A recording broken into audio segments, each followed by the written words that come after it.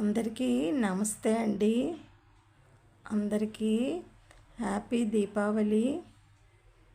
దీపావళి శుభాకాంక్షలు. అందరికీ కూడా దీపావళి రోజు ఉదయమే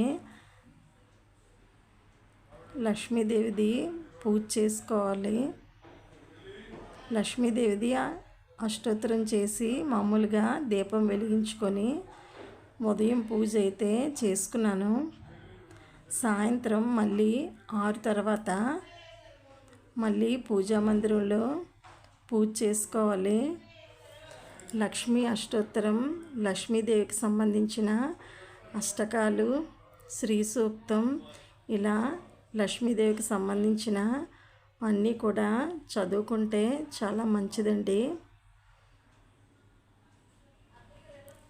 లక్ష్మీదేవికి ఏం చేసినా చేయకపోయినా కనీసం పరవన్నమైనా సరే నైవేద్యంగా చేసి పెట్టుకుంటే మంచిదండి.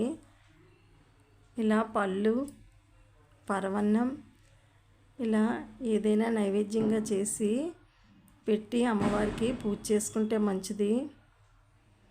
కనీసం ఏవైనా పళ్ళు, అరటిపళ్ళు, ఇంట్లో ఏవైనా పళ్ళు ఉంటే ఆ పళ్ళు పెట్టి ఇలా పూజ చేసుకోవాలి. లక్ష్మీదేవి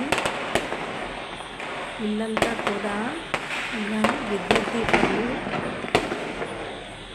బాల్కనీలోని ఇంటి బయట ద్వారబంధం దగ్గర ఇలా అలంకరించుకుంటే చాలా మంచిదన్నమాట.